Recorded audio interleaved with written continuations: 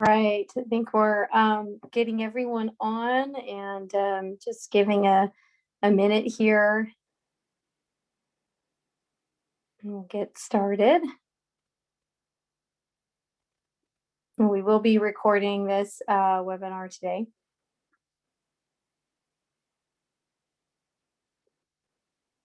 So I'll go ahead and get us kicked off and started. My name is Erin Capps. I'm the president of the Natural Hazard Mitigation Association. I'm very excited to have this webinar today, and we'll let you know a little bit more about our speaker and our series. And as we get started, I was going to give a little background on NHMA. So if you will go to the next slide, please. NHMA is a Natural Hazard Mitigation Association. It is a 501c3 nonprofit. It is one that was brought together for individuals, for practitioners, for those that are individuals and organizations interested in both hazard mitigation and climate adaptation. We started this in 2008 and have used this as a platform to promote thoughtful development, to try to encourage actions at the local level that do not harm people or property, as we know that disaster risk reduction takes place most often based on local decisions. Next slide, please. NHMA is a proud cooperating technical partner with FEMA. Because of that, it allows us to do things like today to bring this webinar series to you. We began this through a grant in support of many of our grassroots efforts, and this began in 2014, and we're continuing this effort through today, looking at ways that we can build upon local initiatives, which includes our Resilient Neighbors Network, our disaster risk reduction curriculum, building out documents that we provide to the general public, such as our roadmap to disasters and resiliency, and our outreach to both, our traditional partners working with FEMA, those organizations, and non-traditional ones as well. Next slide, please. So today is a culmination of this disaster risk reduction ambassador curriculum. We started the first pilot in 2015 as a result of the CTP grant. We were excited to roll out a webinar series last year. Like most people, things were delayed due to the pandemic and to COVID, and we have re-incentivized, and with this disaster risk reduction webinar series that we're rolling out today, we're very proud to have our partners with Millersville University who are hosting today and will continue to do so as we go throughout this series. We do also and have done in-person trainings and workshops. The last we did was for the state of Montana, which was last September.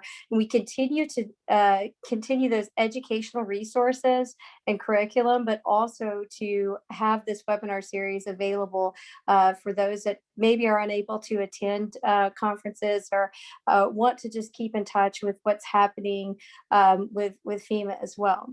And next slide. So today, what we are presenting is the National Mitigation Investment Strategy. And again, this is hosted by Millersville University. We have our contact information here for NHMA. I know many of you may be members and may be familiar with what we're doing, and I'm glad to have you and see all the participants on today's webinar.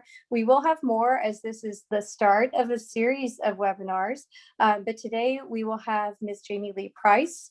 She is the Mitigation Investment Lead with the Hazard Mitigation Assistance Division within FEMA at FEMA. So what Jamie Leigh does is coordinate the FEMA Strategic Plan Objective 1.1 to incentivize investments that reduce risk, including pre-disaster mitigation and reduce disaster costs at all levels. She assisted in drafting the National Mitigation Investment Strategy, and that's what she will be discussing today. She oversees the collection of annual mitigation investments from a number of federal agencies to support FEMA and the FEMA investment in Moonshots, which has a goal of quadrupling mitigation investments by 2022. She's also a project manager for the Risk Management Director's partnership with the Natural Hazard Center at the University of Colorado. Prior to joining FEMA headquarters, Jamie Leigh served as a mitigation planner with FEMA in Region 6, where she had the responsibility of assisting the state of Texas with revamping their mitigation planning program. And she began her career with the Florida Division of Emergency Management, where she was a mitigation planning program manager. She has a master's degree in public administration and a bachelor's degree in political science, both from the Florida State University, where she also earned her graduate and undergraduate certificates in emergency management through FSU's Emergency Management and Homeland Security program. And I know that Jamie Leigh is still very active in that too.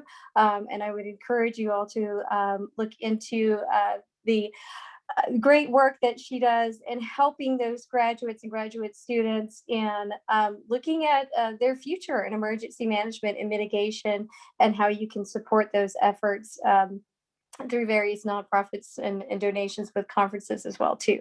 That was not in her bio. That's just personally, I see what she does and it's very much appreciated. So we're really excited to roll this out. And without further ado, I will turn this over to Ms. Jamie Leigh Price. Thank you so much. We appreciate it. Erin, thank you so much. And I really appreciate the plug for the Governor's Hurricane Conference. I really enjoy working with that next generation of emergency managers. So I appreciate that. All right. I hope you are seeing just my slide and not the presenter's side. Fantastic. Okay, so I do not have to give any further introduction of myself. Again, thanks, Erin. So I'm going to be going over the National Mitigation Investment Strategy today and what we are doing towards implementation. The strategy itself was published in August of 2019, and it is available on FEMA's website.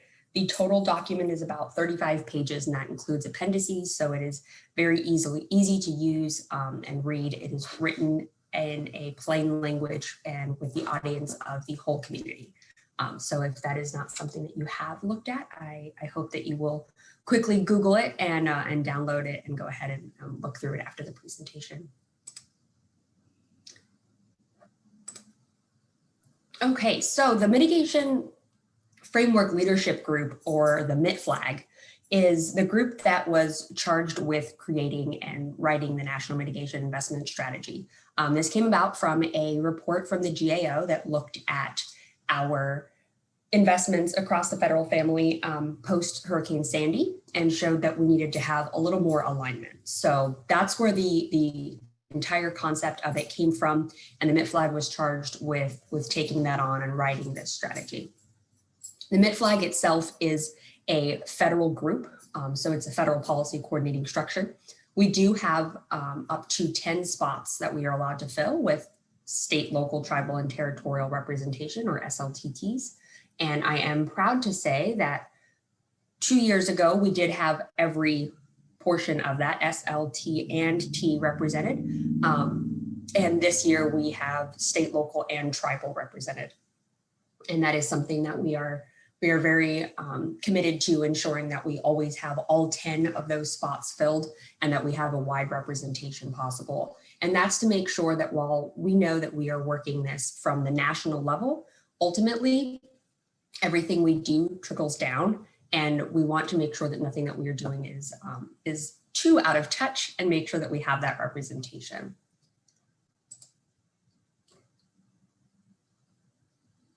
This slide shows the investment strategy partners. So these are the groups that are on the MITFLAG or were part of the drafting of the strategy itself. You can see that most of it is departments of and other federal agencies, but you can also see where some of our SLTT representation did come into play. The good news is that most of these groups are, if not all of these groups, are still active now in the implementation piece. And I believe it, from this slide, we probably have a few more than that. We have worked very hard over the last year to increase our representation on the implementation team. Unfortunately, since that is chartered through the MITFLAG, we still do have that only 10 seats for the SLTT partners. And so that's something that is a gap that we are always looking to fill through external engagement, such as webinars like this, to make sure that we're getting A, the word out, and B, all the feedback that we can to make sure that, again, we are working this in the best way possible. So I mentioned that the investment strategy itself came from a GAO report. The intent of the strategy was overall to improve the coordination and effectiveness of our investments. Making sure that we were working together, not duplicating efforts, and not getting in each other's way. So the main intent of the strategy is to improve that collaboration between the federal government. The strategy continues to have intent that works towards catalyzing private and nonprofit sector mitigation investments. The idea being that this is a whole community effort and that this cannot be done solely based on public sector funds. And then lastly, we really want to work on our data and risk-informed decisions and making sure that all of the decisions that are made at every level include that long-term cost and risk. Erin had mentioned in my intro that I work with the FEMA strategic plan. The National Mitigation Investment Strategy itself aligns with goals 1.1 and 1.2, which is the mitigation investment and working to close the insurance gap.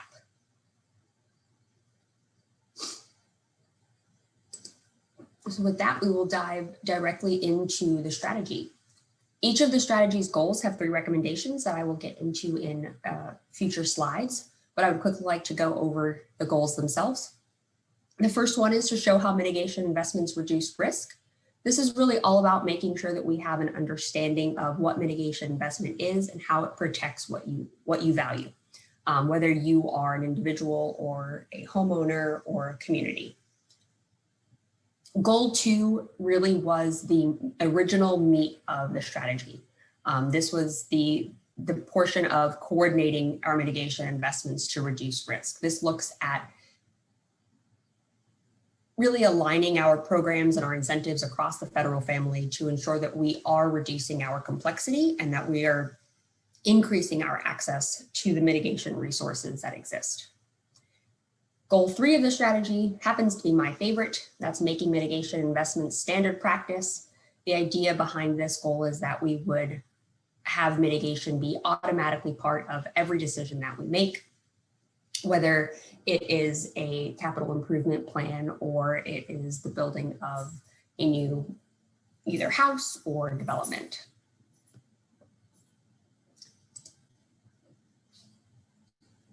I do want to make sure that we highlight the guiding principles that are across the entire investment strategy. Rather than have each of these be their own recommendation, we wanted to note that each of these really do pull across to every portion of the strategy itself. So I had mentioned that the strategy was written for the whole community and in a very plain language.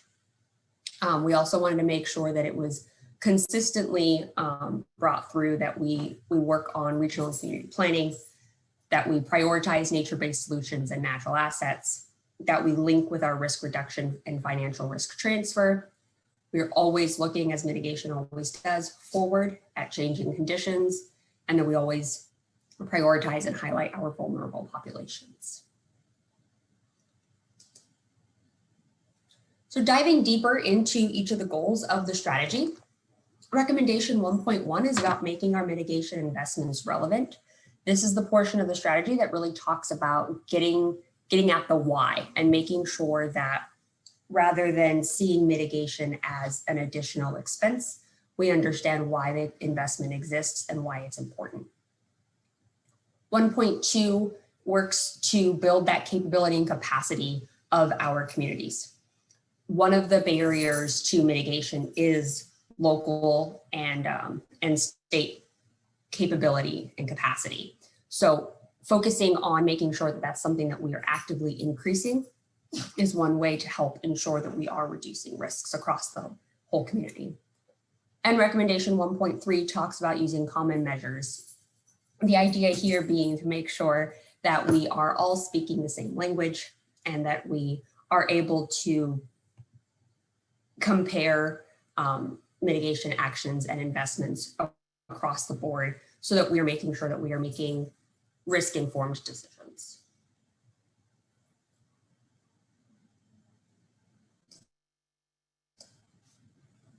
Goal 2, again, as I mentioned, is the meat of the strategy.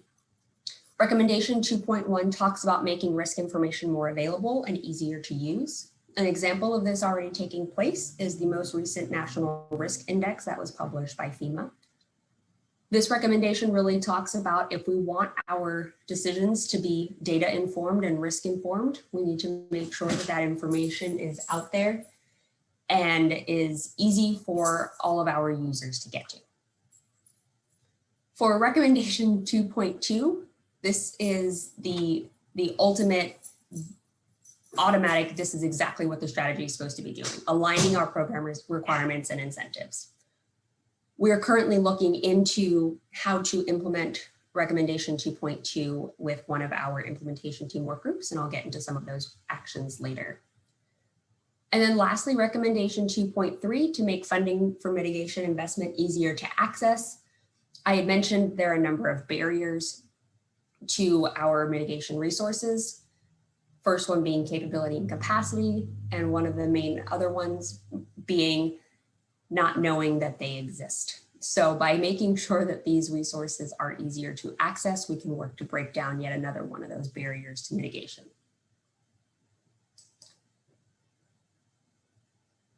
Goal 3, working to make mitigation investment standard practice. As I mentioned, this is my favorite goal.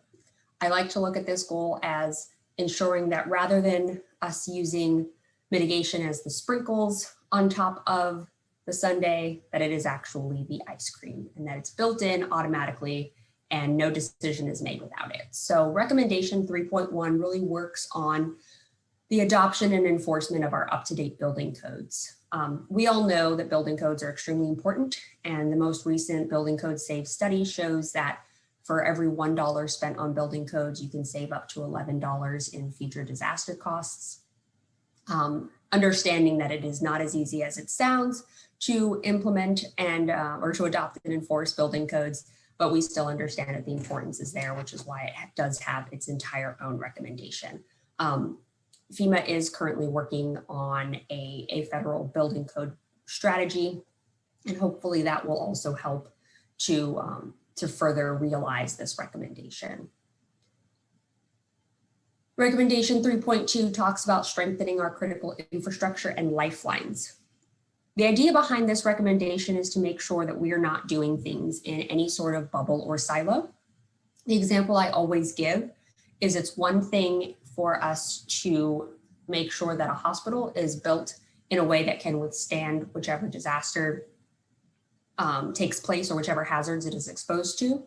However, if the roads leading there are not usable and the electricity is not connected and the water is no longer working because the treatment plant down the road is out, all of a sudden that hospital that is still standing and perfectly usable is still not usable. So recommendation 3.2 really talks about making sure that we are looking at those interconnected systems and mitigating all of them as a whole. And then lastly, recommendation 3.3 talks about using and expanding our financial products and approaches to reducing and transferring risk. This is one of the areas where we can work on our creative financial incentives to be able to help with mitigation investment. There's a lot of opportunity out there for us to be able to expand these financial products. And that's why recommendation 3.3 really highlights those areas.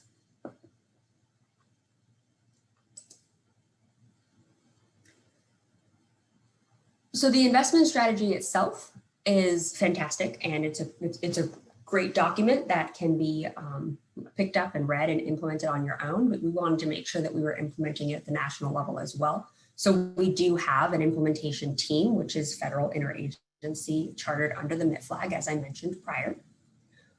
Our implementation team has 4 working groups. Those working groups are named in a way that talks about exactly what they do. So those groups are share, integrate, demonstrate, and measure. The share group really talks about sharing. And as I said, the names are what they do. The idea is to share the intent and the value of the investment strategy itself. Our integrate working group is working to bring the strategy into existing doctrine, policies, and programs.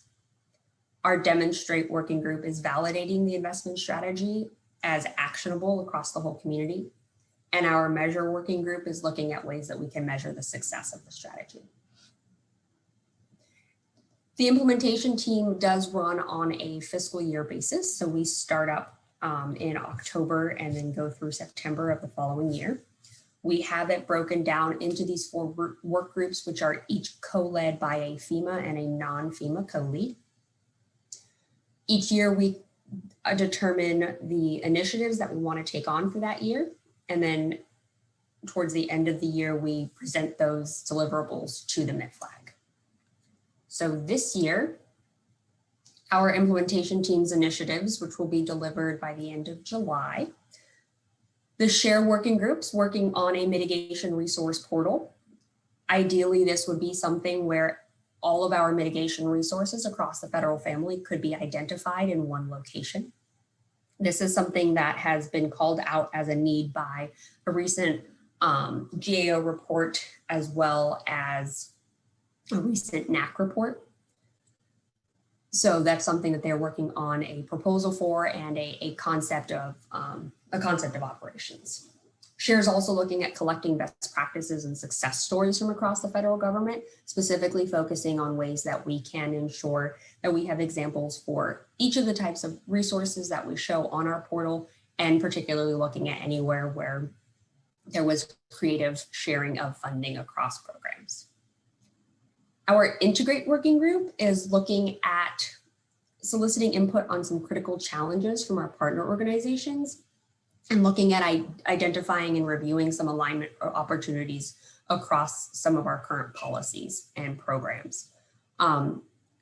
Once they've done the initial analysis of the current landscape, ideally we would then be able to focus on a few alignment projects for the next year or two, depending on how long those projects will take. Demonstrate recently supported the publication of the Wasatch Front Unreinforced Masonry Risk Reduction Strategy, which is a mouthful. But that strategy was written in coordination with Utah and the cities and county of Salt Lake City. They have a very large unreinforced masonry risk to earthquakes in that area, and we were able to work with them to publish this risk reduction strategy.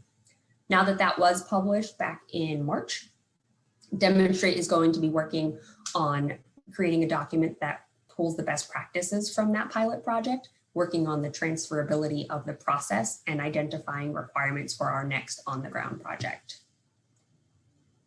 And lastly, we have Measure, which is working to support the socialization of a project with the census, which is a mitigation investment and data lab that was created last year with census, and is working to increase the connections that we can make from a data side using the plethora of data that census has and connecting it with different data from other federal agencies.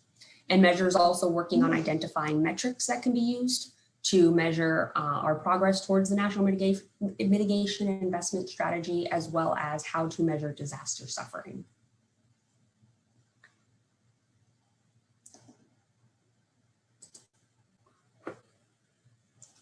That's the whole presentation I have today. I'm hoping that I was able to give you an overview of the strategy itself, what we are doing to implement it, and I would like to open it up to any questions.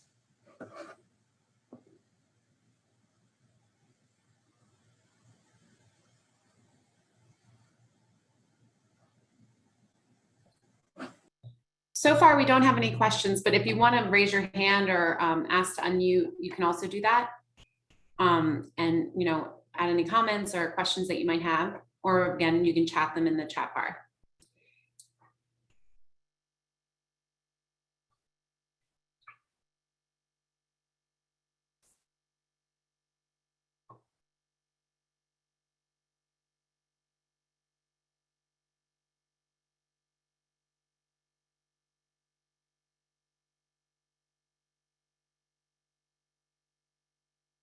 So I just want to ask one question, Jamie Lee, that I have about kind of the strategy going forward. You covered like the plan for 2021, but what do you think success looks like maybe in like 5 years?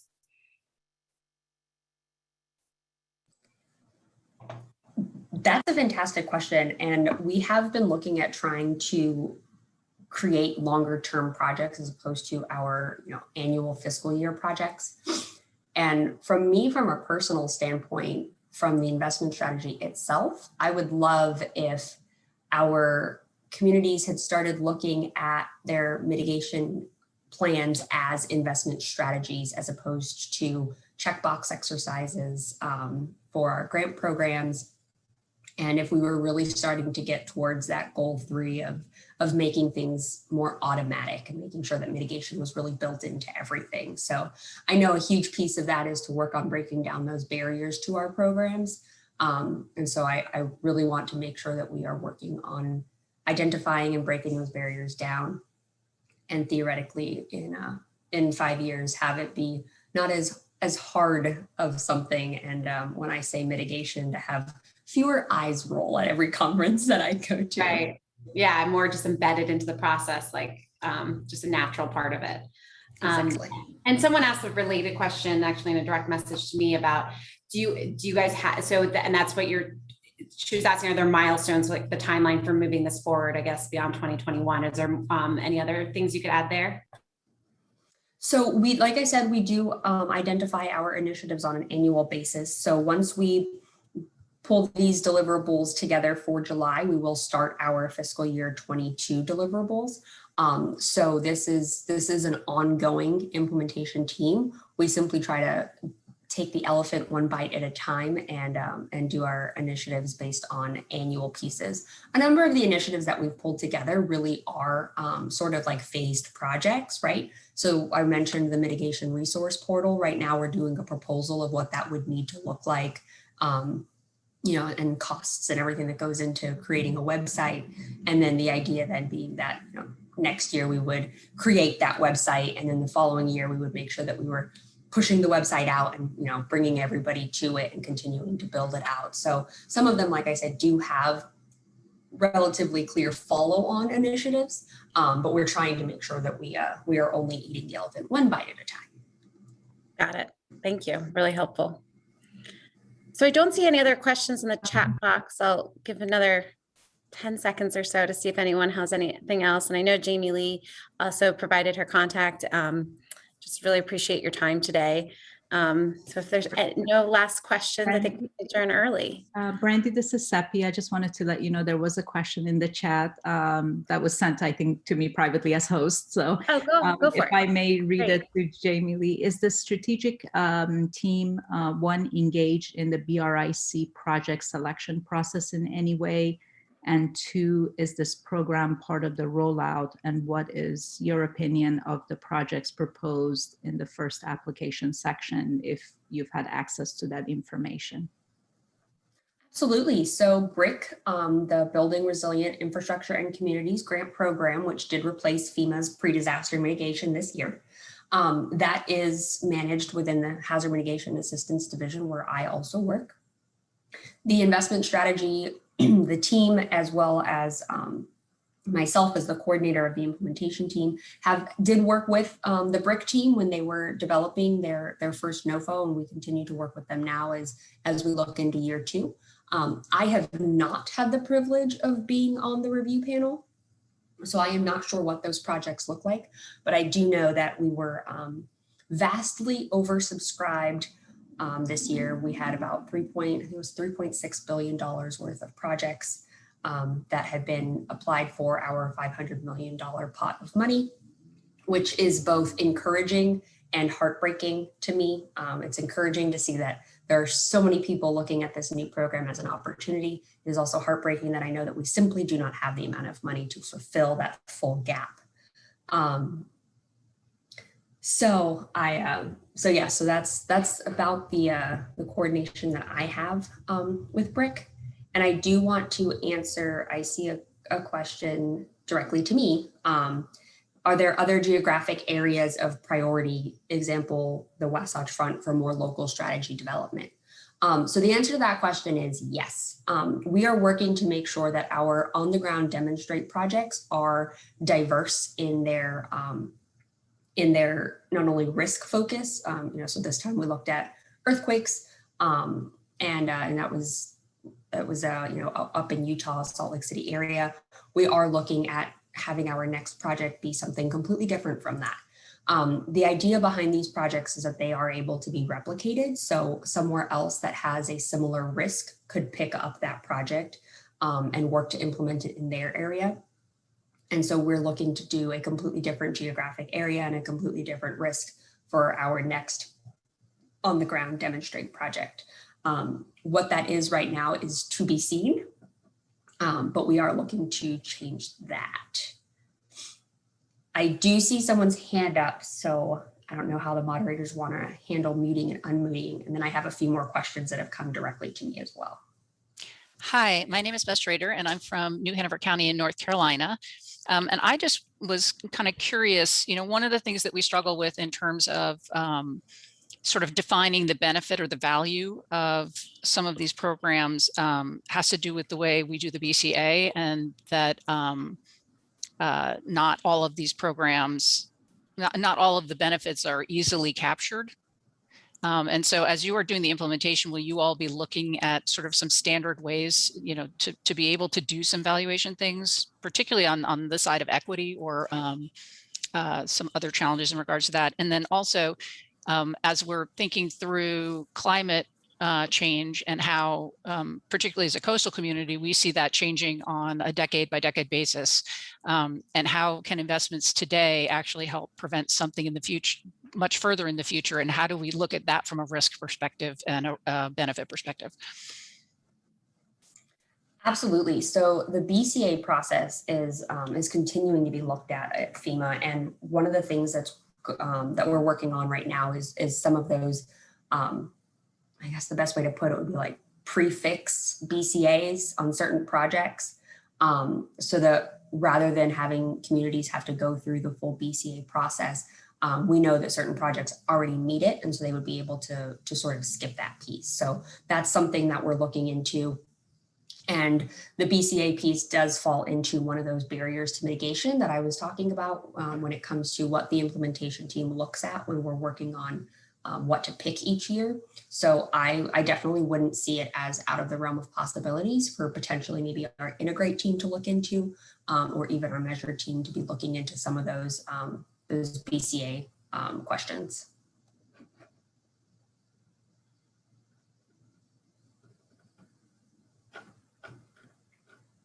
And we actually got quite a few more questions. Some of them I direct chatted to you, Jamie Leigh, but I'll ask one of them for you. So one is, in what ways are you planning to promote nature-based hazard mitigation solutions, and how? So nature-based mitigation solutions are a huge priority right now. That is something that was that you can see within the BRIC NOFO.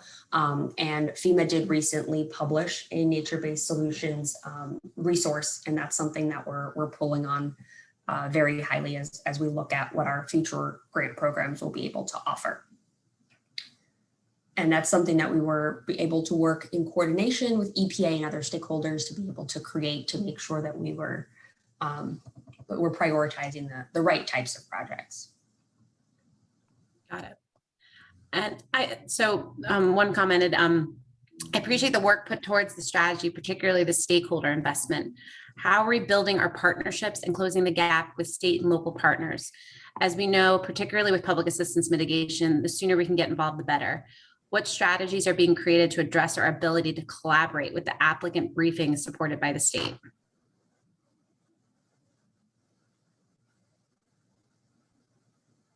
That is something that's not under my wheelhouse exactly, but I do know that we have a number of groups at the headquarters area that are looking at how we can answer that exact question. We do have the external stakeholder working group, which is something that we've kept up through the BRIC process and are continuing to engage with that group. And like I had mentioned at the beginning, we try to make sure that we keep all 10 of our SLTT spots filled to make sure that we're bringing that that cohesion or that representation in as well. We're also working very closely with our 406 folks in the Mitigation Assistance Division to work on how we can move that forward as well. Thank you. And I have two more questions so far in the queue. We've heard about the strategy and goals the mitigation team aspires to, but what about the White House? Where do these mitigation strategies fall in terms of the policy priorities of the current administration? Do you see any tangible examples of the support for mitigation investments by the administration?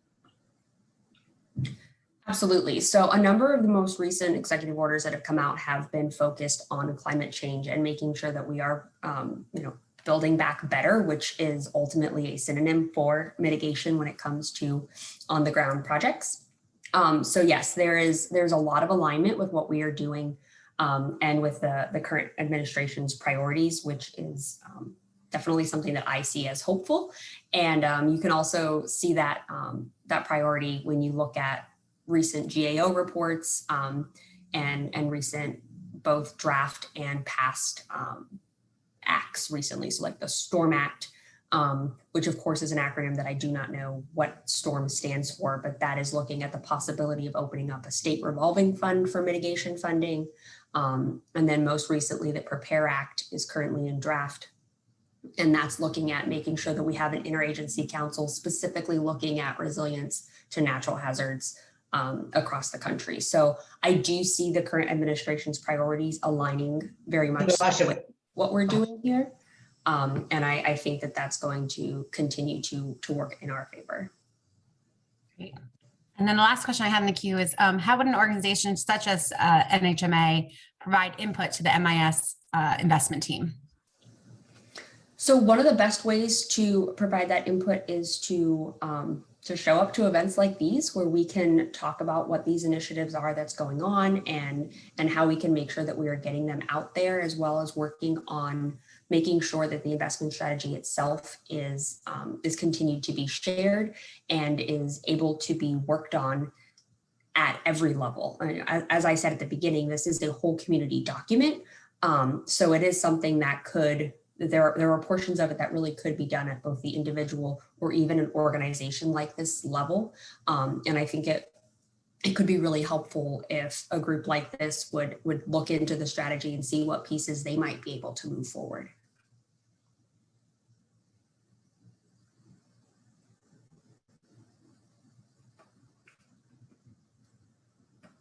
And Brandy, I have a few questions that have also come directly to me. So I'm gonna go ahead and read those off and respond to them. So one says, mitigation like recovery has always been a backseat to response by FEMA. Has there been a seismic change in attitude organizationally to make this a priority?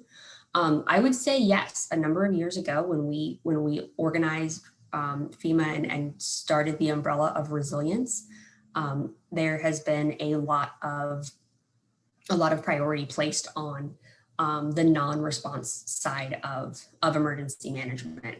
There has been a lot of excitement and support around the investment strategy and what we do, and that can easily be shown by the fact that goal 1 of the FEMA strategic plan is focused around mitigation and ultimately also preparedness.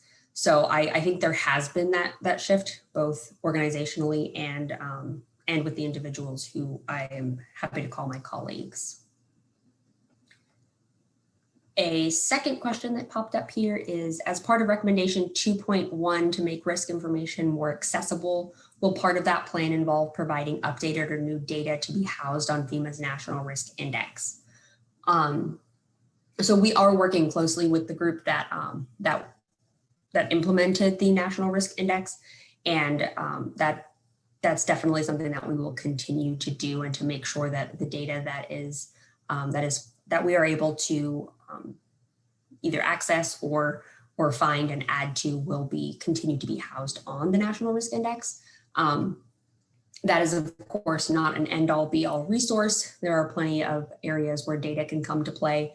I know NOAA has a plethora of data, as does Census, and so making sure that we are working on getting all of that data easily accessible and easy to understand is going to be the overall goal of 2.1.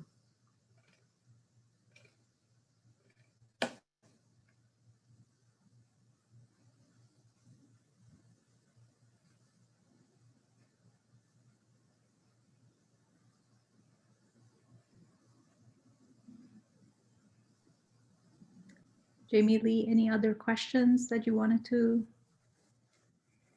That is everything that I have on my side. Okay, and Brandy was having some trouble with Zoom, so I believe she had to drop off, but she may try to join in again. But I just wanted to remind everyone that we put a link to the survey, to the post-webinar survey. So if you would like to go to that link and fill out the survey, we would greatly appreciate it. And just wanted to open it up one more time for any questions for Jamie Lee.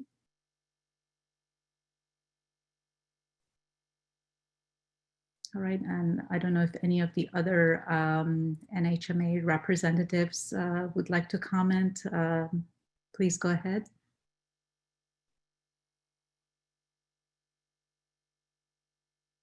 All right, if not, then thank you again, Jamie Lee, for a wonderful talk and for your time to be able to share your expertise and all the information.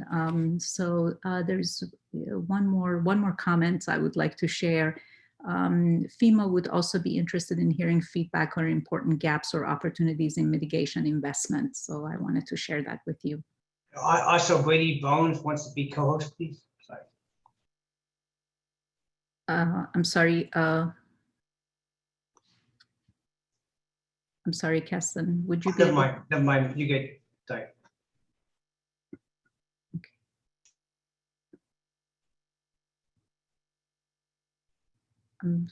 Was that Tom?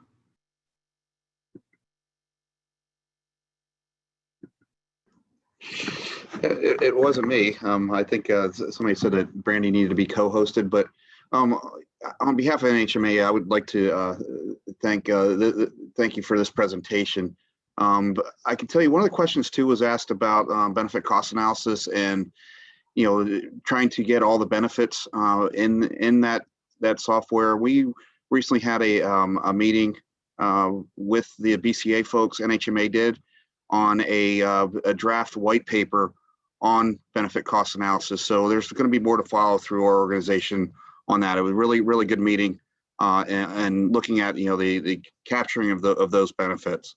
So again, Tom Hughes, the Vice President here for NHMA, and Jamie Lee, this is great stuff. I'm really looking forward to moving the needle forward. Thanks, Tom. Really appreciate it.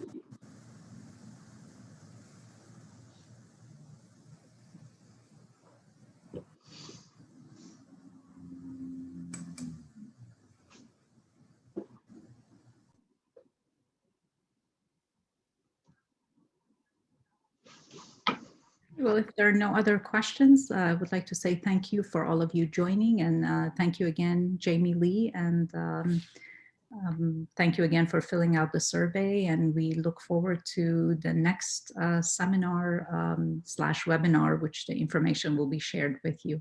Thank you again.